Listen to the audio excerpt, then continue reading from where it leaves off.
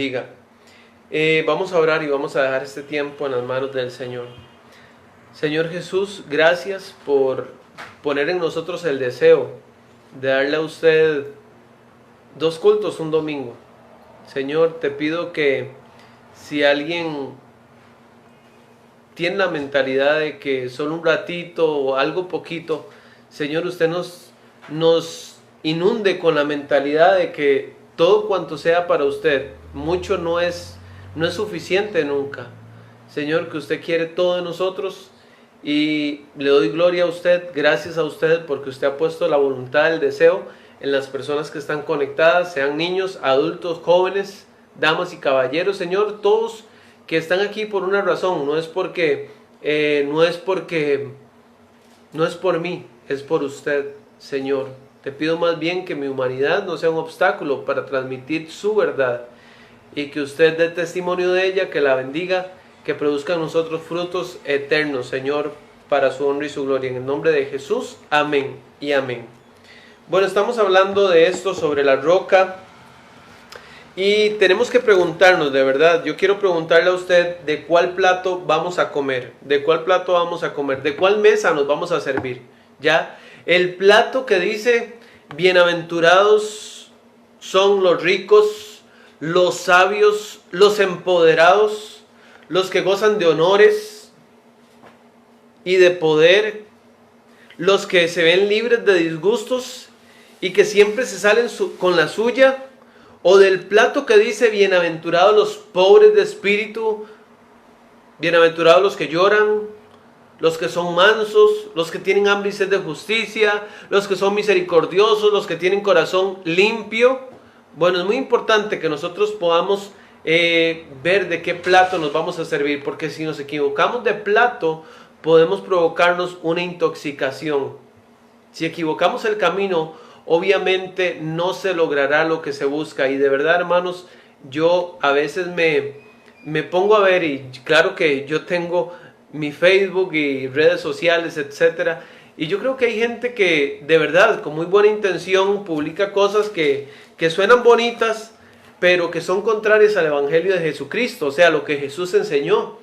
Y por bonito que suenen, de tú eres muy bueno, tú eres muy fuerte, tú eres muy aquí, tú eres muy allá, es un mensaje que de alguna forma es contradictorio al evangelio. Dios no quiere que usted se crea muy fuerte.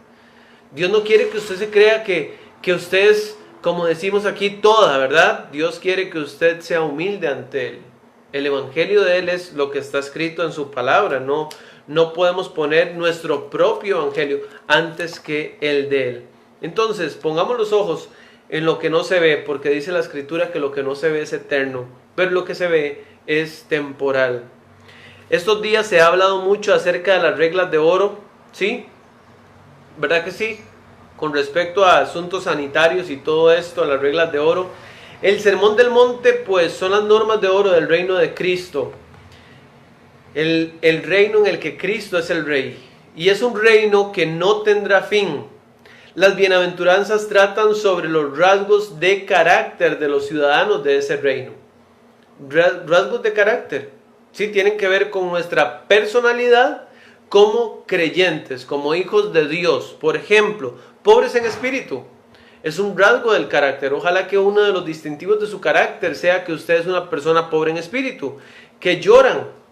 Bienaventurados los que lloran, dice la Biblia. Otro rasgo de carácter, que son mansos. Otro rasgo de carácter, que tienen hambre y sed de justicia. Que son misericordiosos, que tienen corazón limpio, que son pacificadores, que padecen persecución por causa de la justicia. Y el noveno, los que son vituperados y perseguidos por la causa de Cristo. Este no es un buffet para que usted elija cuáles va a tener, sino que Dios desea que usted se sirva en esta mesa de todos ellos y que aspire a tener la plenitud en cada uno de estos aspectos. Es decir, no hay escapatoria de la responsabilidad para desear cada uno de estos atributos espirituales. Estos rasgos evidencian el carácter de ciudadanos del reino. En las bienaventuranzas Jesús, lo decía yo en la mañana, establece tanto la naturaleza de una persona creyente como las aspiraciones. Es decir, ya Él es eso ya de alguna forma yo tengo que ser pobre en espíritu desde que recibí a Cristo, porque no hubiera podido recibir a Cristo si no hubiera creído en mi pobreza espiritual como el publicano, si no hubiera creído que necesitara yo un mediador entre Dios y mi persona, que se llama Jesucristo, ¿verdad? No hubiera podido recibir a Cristo sin eso. Ya es algo que está en mi naturaleza, pero también algo a lo que aspiro. O sea, cada día aspiro ser más pobre en espíritu.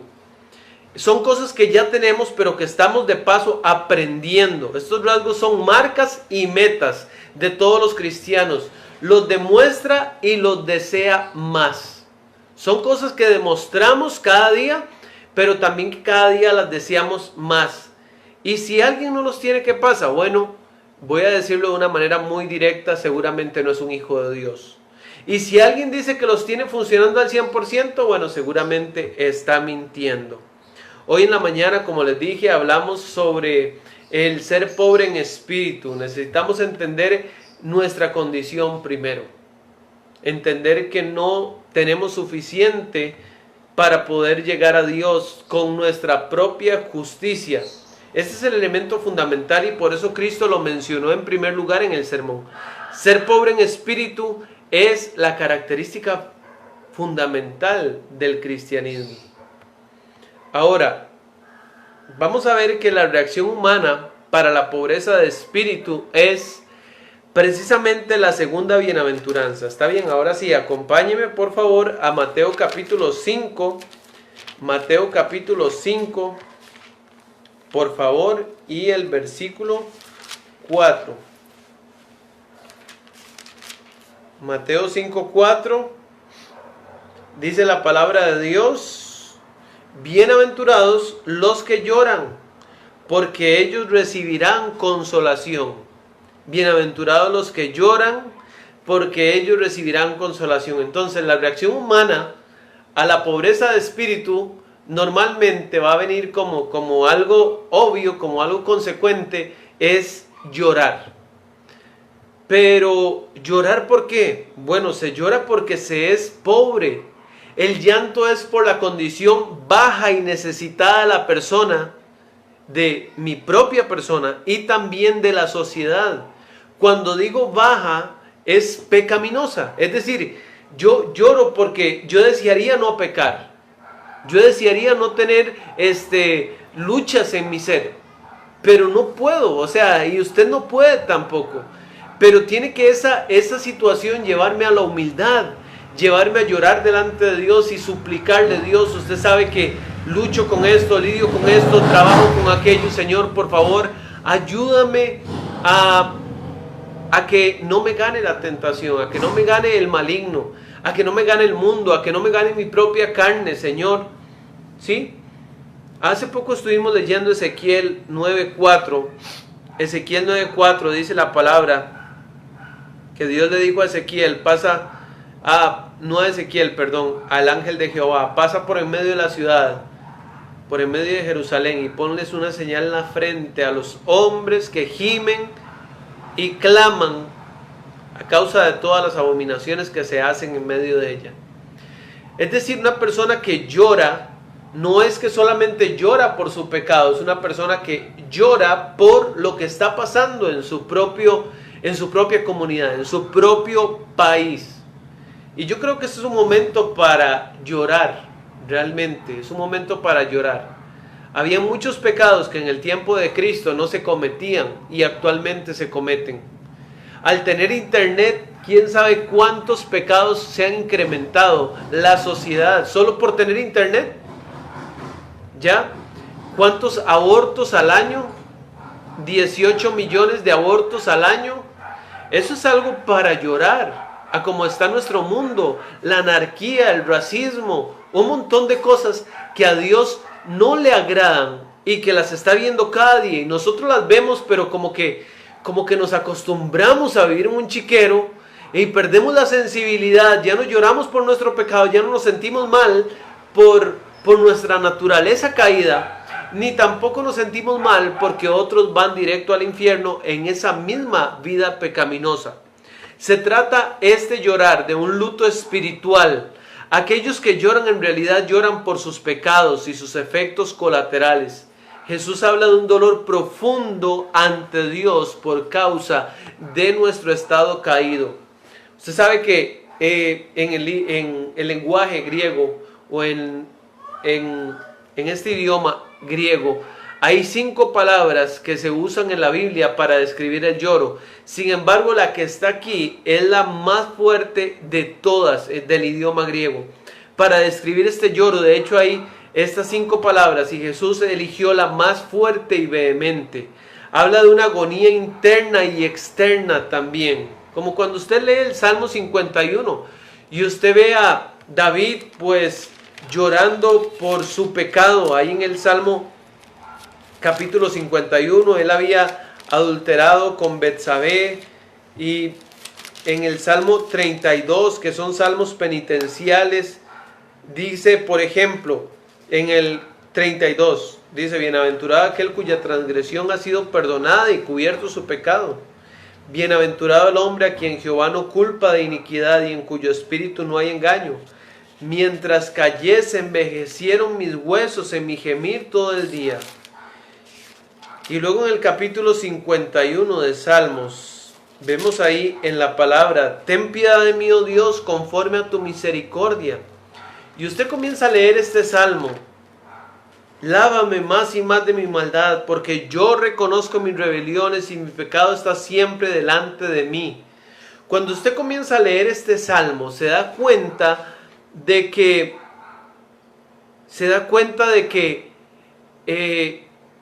o sea, usted no puede imaginarse a David ahí como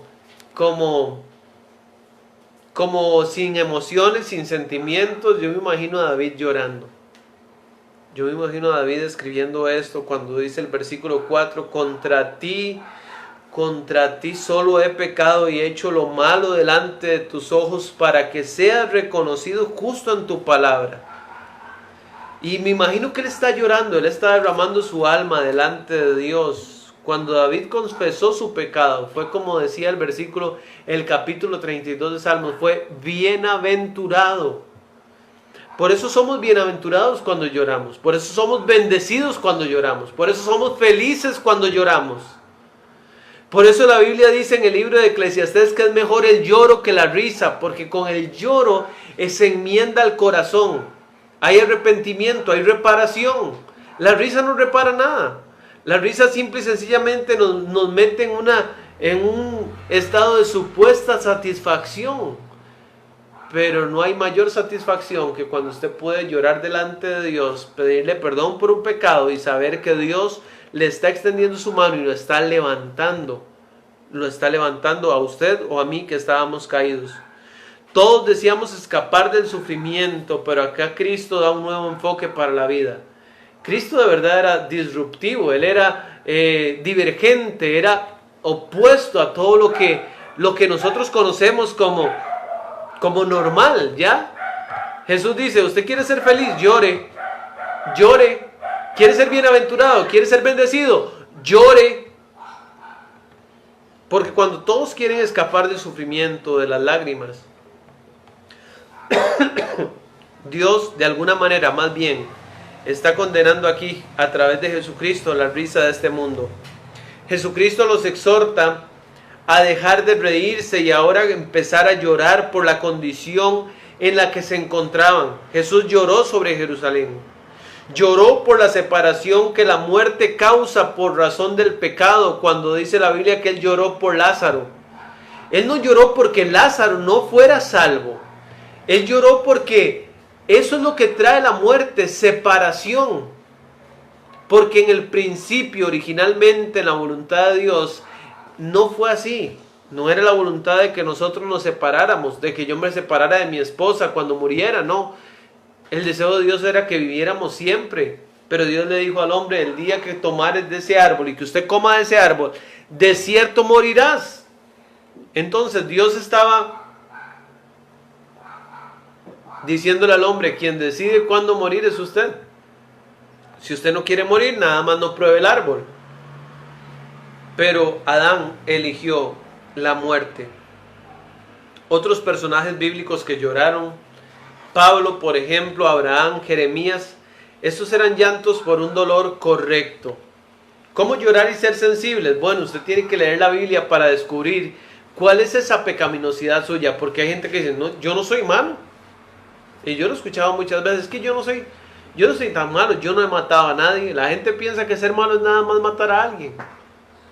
Hay muchas formas de ser malo, de ser pecador. Y yo creo que todos los días pecamos muchas veces.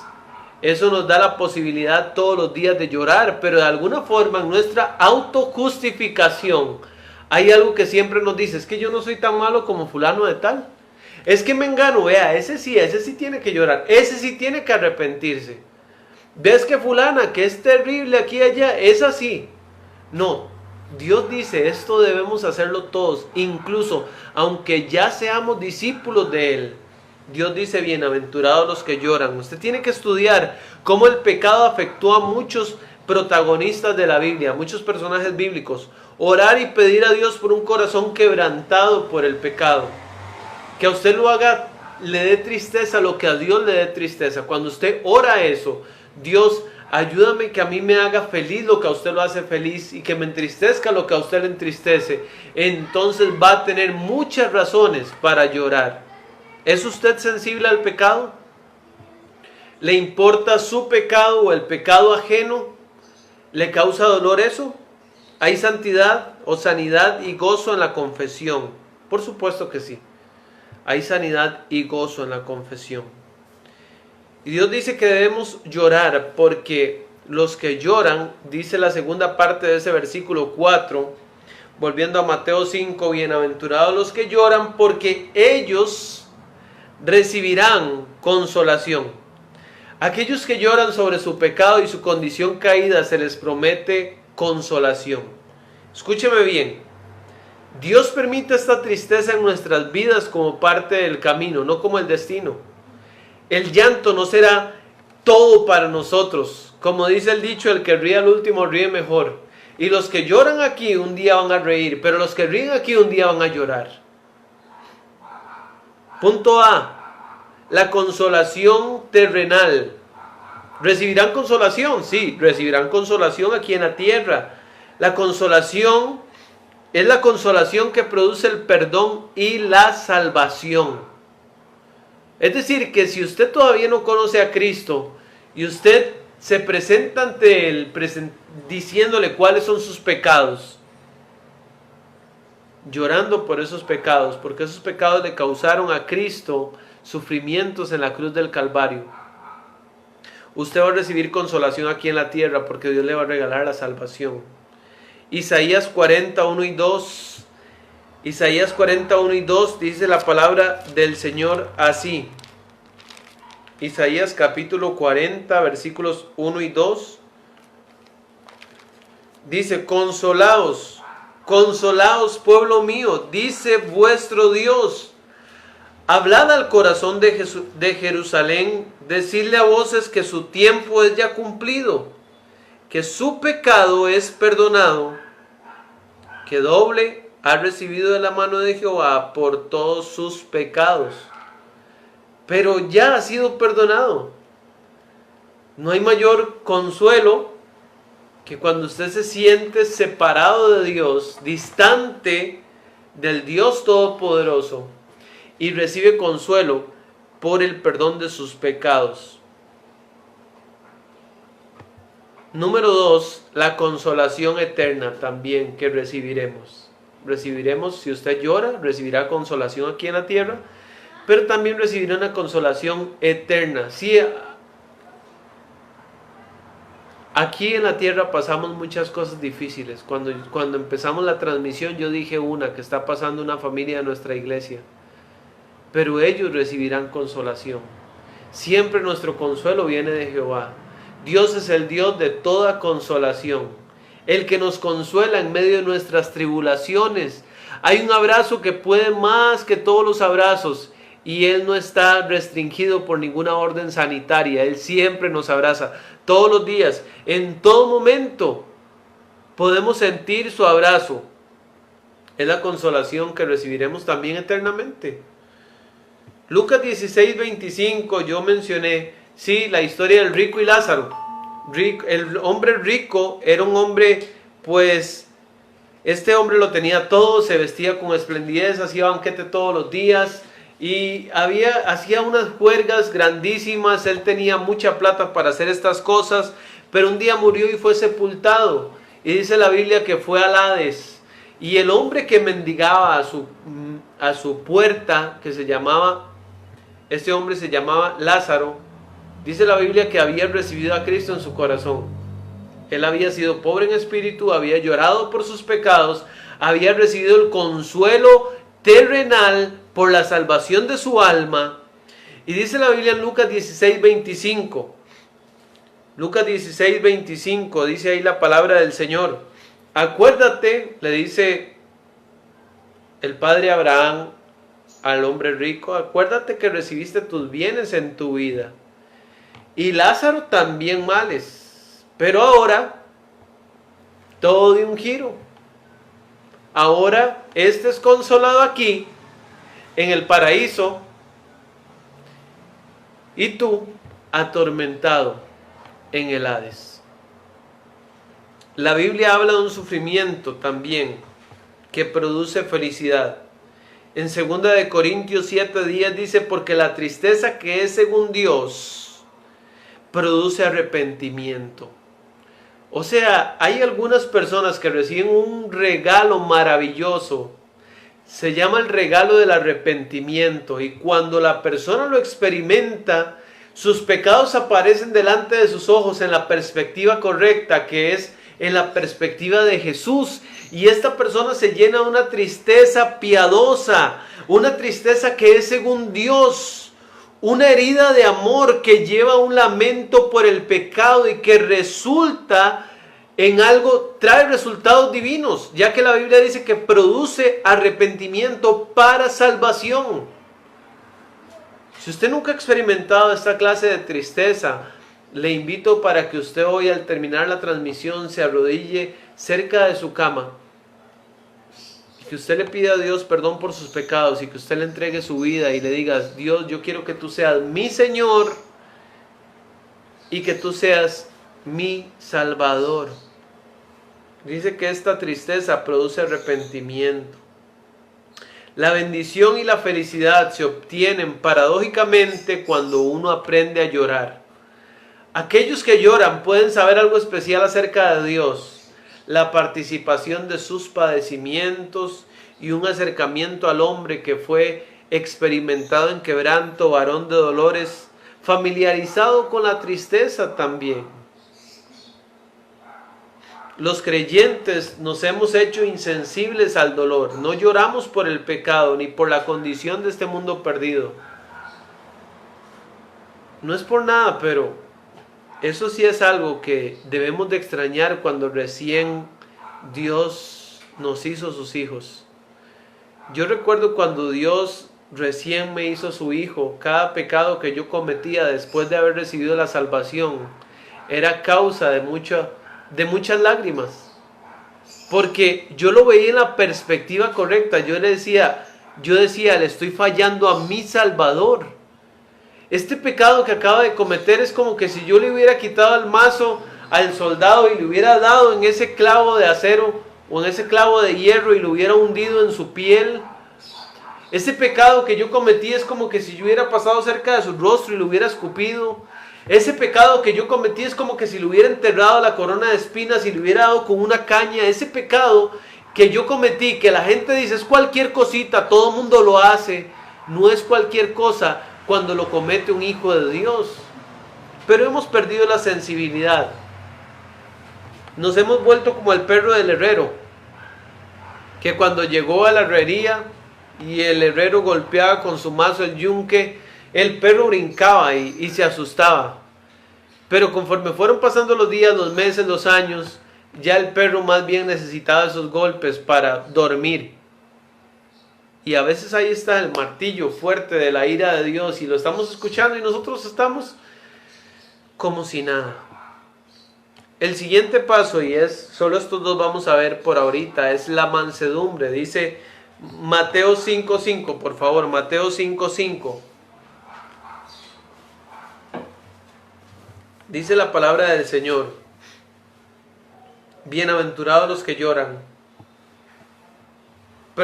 Bienaventurados los mansos, porque ellos recibirán la tierra por heredad.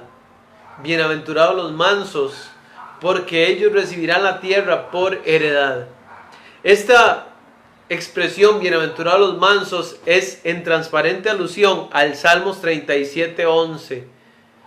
Y recuerdo que un día pasó un testigo de Jehová y me leyó este versículo.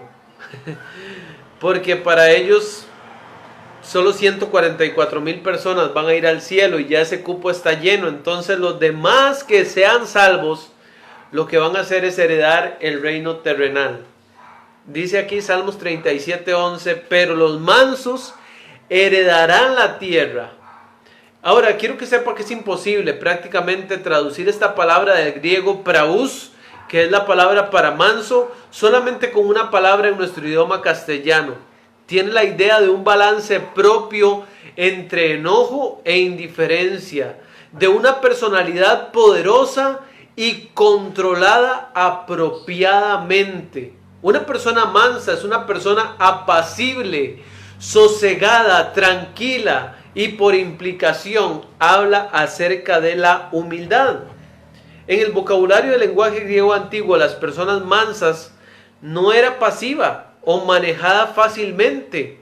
O sea, en pocas palabras, para los griegos que escribieron en ese momento, Pablo en este momento, o Jesús, el autor de este evangelio, manso no era menso.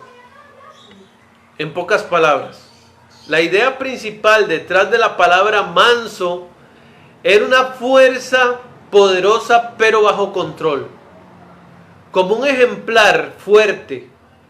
Un ejemplar fuerte, imagínese una bestia salvaje y fuerte, un toro, un caballo, un buey, sí, algo fuerte, un animal fuerte, pero que estaba entrenado para hacer su trabajo en vez de correr por la naturaleza. Esto es la idea que les transmitía a las personas de aquel tiempo la palabra praus, que es la palabra manso. En general los griegos consideraban la mansedumbre un vicio porque fracasaron para distinguirlo entre mansedumbre y servilismo. Hay gente, lo que quiero decir es que hay gente que confunde amabilidad con debilidad. Dicen, bueno, si yo soy amable, entonces la gente se va a aprovechar de mí, se va a montar, como dicen popularmente, ¿verdad? Y entonces yo voy a tener siempre que hacer todo lo que me dicen. El ser manso hacia otros implica libertad de malicia y un espíritu vengativo. El manso, quien puede estar enojado pero abstenerse, o es manso de la persona que se puede enojar, sí, se enoja porque somos seres humanos, pero se abstiene de la ira en obediencia a la voluntad de Dios y no estar enojado a menos que pueda estar enojado y no pecar, ni ser provocado fácilmente por otros. El hombre que sufre del mal sin deseo de vengarse es una persona mansa. Hay personas que solo piensan en vengarse y que están toda la vida tratando de desquitarse con otros. Y se desquitan por todos los medios, se desquitan en persona, se desquitan por mensajes, se desquitan por Facebook, por todo lado, ¿verdad? Una persona mansa es como, por ejemplo, José, que cuando sus hermanos lo vendieron y él tuvo el poder para hacerles mal, lo que hizo fue perdonarlos. Es una persona mansa, una persona que no desea la venganza en sus manos. David, ¿cómo reaccionó él con Saúl? ¿Cómo reaccionó David con su propio hijo Absalón, que le quería quitar su reino? De una manera mansa. David tenía poder para hacer algo más, y aún así cuando Absalón quiso quitar el reino, ¿qué dijo? Bueno, lo quiere, yo me voy. Usted dice, qué raro, ¿verdad? Que lo que era David, que le ganara un gigante, que se deje de su propio hijo, que no era ni la mitad de guerrero que él. Tenemos que preguntarnos nosotros, ¿soy una persona mansa? Bueno, si usted es un hijo de Dios, tiene que tener mansedumbre, aunque tiene que aspirar a tener más. El ser manso significa demostrar disposición de someterse y trabajar bajo autoridad apropiada. También es una disposición para pasar por alto los derechos y privilegios que uno mismo tiene. Estamos en la era de los derechos. Todo el mundo tiene sus derechos y cada quien quiere sacar pecho y decir mis derechos son estos y estos y estos y estos. Y una persona mansa, pues de alguna forma rinde sus derechos. ¿Sí? Este bienaventurado es manso. Número 1, porque son mansos ante Dios. Mansos ante Dios. ¿Qué se refiere a ser manso ante Dios? Una persona que se somete a su voluntad y que actúa conforme a su palabra. Hay gente que nunca ha querido someterse a la palabra de Dios. Ellos tienen una obediencia selectiva. Ellos obedecen lo que les conviene, lo que prefieren, lo que les gusta. No hay una obediencia absoluta a cada cosa que Dios pide. Dios dice que debemos congregarnos. Bueno, ahorita no hemos podido congregarnos. Pero aun cuando podemos, hay gente que dice, sí, pero eso no aplica para mí. Hay que servir, sí, pero eso no aplica para mí. Hay que tomar la cena, sí, pero eso no aplica para mí. Hay que ser generoso, sí, pero eso no aplica para mí. Entonces, si comienzan a descartar un montón de cosas, de manera que van perdiendo esa mansedumbre, que Dios dice, y dice, uy, sí, Dios dijo, pero Dios, usted sabe que yo no, ¿verdad? Que yo no puedo, que yo no quiero. Esa más bien sería el argumento, yo no quiero. Alguien manso ante Dios es alguien que se somete alegremente a los designios de Dios. Alguien tierno de espíritu, ya que siempre debemos decidir si haremos su voluntad o la propia. Y número 2, son mansos los que siempre son mansos ante los hombres, los que muestran toda mansedumbre con todas las personas. Tito 3:2. Tito está instruyendo a la gente de Creta y dice, le escribe a Tito, le dice que a nadie difamen. Enséñeles que no difamen a nadie, que no sean pendencieros, sino amables, mostrando toda mansedumbre para con todos los hombres. Bueno, entonces, pendenciero es el antónimo de manso. Pendenciero es el antónimo de amable. Pendenciero es una persona belicosa, es una persona peleona, es un reñidor, es un impulsivo, una persona que no, yo no me dejo de nadie, a mí nadie me va a pasar por encima, yo tengo que decir lo que yo creo, etcétera, etcétera. Y a veces hay que decir las cosas correctas de la manera correcta. Pero a veces Dios desea que simple y sencillamente seamos mansos, como Jesús, que dice la Biblia que cuando iba camino al Gólgota, no pronunció palabra. Él pudo haber dicho, sí, yo voy a morir, pero esta gente va a saber, esta gente va a oírme lo que yo tengo que decir. No, fue manso y humilde de corazón, y Dios desea que lo imitemos a Él, que fue manso y humilde de corazón. Además, Romanos 13 habla de un tipo de mansedumbre que es aquella que se somete a las autoridades que están puestas sobre nosotros. Un maestro es una autoridad, un policía de tránsito es una autoridad, un ministro es una autoridad, ¿sí? Cada uno de nosotros tenemos autoridades que han sido puestas sobre nosotros, y la mansedumbre la mostramos cuando nos sometemos voluntariamente a aquellos que Dios ha puesto sobre nosotros. Aquellos que pueden aguantar la provocación sin encenderse en ira son personas mansas. La palabra manso viene de una palabra latín, manseteus. La palabra man viene de mano y seteus de acostumbrado. Acostumbrado a la mano. A nosotros nos regalaron 2 periquitos, pero la persona que los tenía acostumbrados a su mano. Nosotros no. Entonces, cuando yo les extiendo la mano para darles las semillas de girasol, ellos vuelan. y se alejan de mí. Ellos no están acostumbrados a mi mano, todavía ellos no son mansos hacia mí. Todavía no están domados, digámoslo así. Y así hay algunos cristianos que Dios digo, quiero darte esto. Él dice, ay no, yo no quiero eso, yo no quiero eso. Yo quiero seguir haciendo mi propio plan, yo tengo mi propia voluntad, yo tengo mi norte, eso es lo que yo voy a seguir. Y hay otros creyentes que cuando Jesús acerca su mano, no lo pueden creer. Y se suben a su mano a recibir lo que Él tiene para nosotros. Bueno, ¿cuál es la bendición para los mansos? Que ellos recibirán la tierra por heredad. Leemos ese último versículo para ir finalizando. Dice, bienaventurados los mansos, versículo 5, porque ellos recibirán la tierra por heredad. Ahora, la primera bienaventuranza dice que de ellos es el reino de los cielos. Eso no me suena a mí a nada terrenal. Me suena a algo celestial, me suena a algo arriba. ¿Sí? Pero dice que ellos recibirán la tierra por heredad. Entonces usted dice, ya ahí me parece que hay una contradicción. ¿Habla la Biblia de vivir eternamente con Dios en el cielo?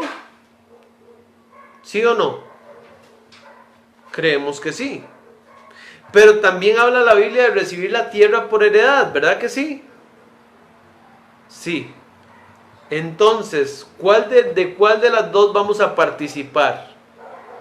Bueno, ya le dije, los testigos de Jehová creen que solo de la tierra.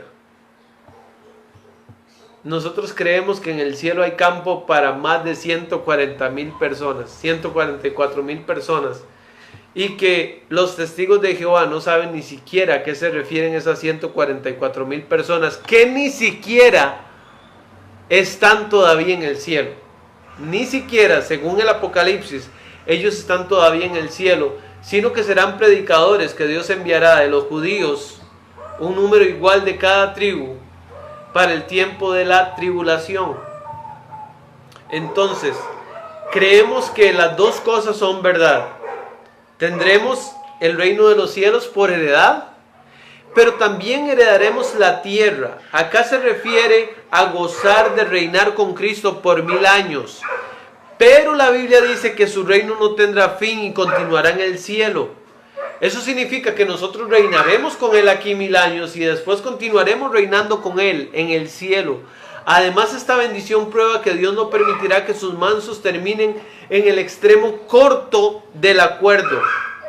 Es decir, cuando uno dice, bueno, José no se pudo vengar de sus hermanos, David no se pudo vengar de Saúl, David no se pudo vengar de Absalón, pero Dios nunca permite que alguien pase sobre usted así como si nada. Las cosas no se quedan sin venganza. Dios lo que espera es que usted no sea el que tome la venganza, porque la venganza llega. Él dice, mía es la venganza, yo daré el pago. No es que las cosas se quedan sin venganza, es que Dios toma la ofensa como recibida hacia Él mismo. Spurgeon decía, solo tenía que mirarlo como si el sol alumbrara sobre él y después mirar hacia el cielo y decir, mi Padre, todo esto es tuyo y por lo tanto todo es mío, porque yo soy heredero de Dios y coheredero con Jesucristo. Así que en este sentido el hombre que es manso de espíritu heredará todo. Yo pienso que de alguna forma, si usted fuera un magnate del petróleo y tuviera un hijo de 8 años, yo creo que él puede llegar a comprender que tarde o temprano todas esas riquezas suyas le pertenecerán a él. Y yo puedo comprender que todas las riquezas de Cristo, tarde o temprano, yo voy a ser partícipe de él, de esas riquezas junto con él, A través de las primeras bienaventuranzas notamos que el hombre natural no encuentra felicidad o bienaventuranza en la pobreza espiritual, llanto o mansedumbre. Estas solo son bendiciones para el hombre espiritual, aquellos que son nuevas criaturas en Jesús. Pregúntese usted, encuentra felicidad, regocijo, se siente bendecido cuando es pobre espiritualmente, llora y es manso. Si usted encuentra felicidad en esas cosas, es porque usted es una nueva criatura en Cristo Jesús, porque usted es un hijo de Dios.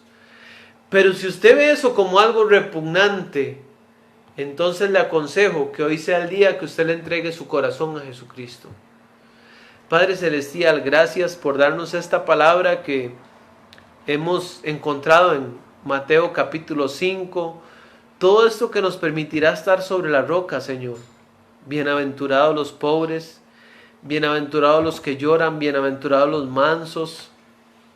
Yo te pido, Señor, que usted esté poniendo en el corazón de alguna persona mansa, de espíritu dócil, con un corazón sensible, Señor, esa pobreza de espíritu, que usted la ponga en su corazón, que pueda reconocer que delante de usted no tiene nada, que es dueño de nada y que no puede presentarse ante la puerta del cielo, pues presto a sobornar al portero, porque no tiene nada.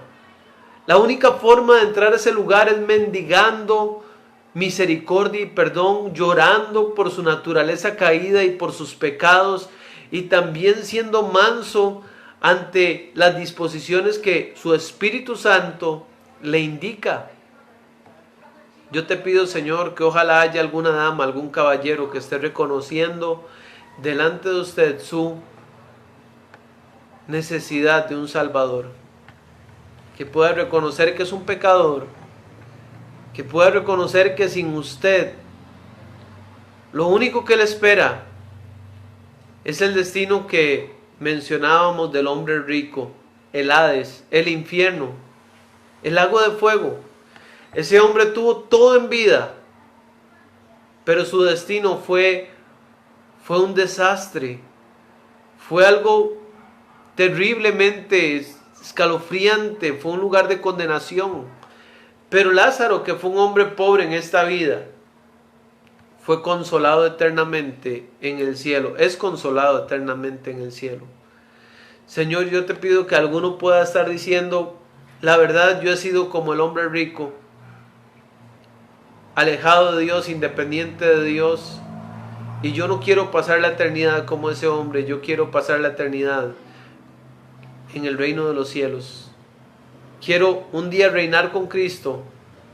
Quiero heredar todo lo que ahorita a Él le pertenece. No porque me interesen las cosas, sino porque quiero estar con Él por toda la eternidad. Y para los que ya son hijos tuyos, Señor, te pido que ya tenemos estas cosas, pero que las deseemos más, que deseemos cada día ser más bajos, más pobres en espíritu, que no nos presentemos ante usted con lo que supuestamente somos buenos, sino entender que no somos buenos, que lo necesitamos a usted todos los días para que usted perfeccione nuestra vida espiritual, que lloremos por nuestro pecado y que seamos mansos ante usted y ante las personas, que a veces nos cuesta mucho, Señor, estas cosas, pero te lo pedimos, que podamos vivir de esta manera, Señor, en el nombre de Cristo Jesús. Amén y amén.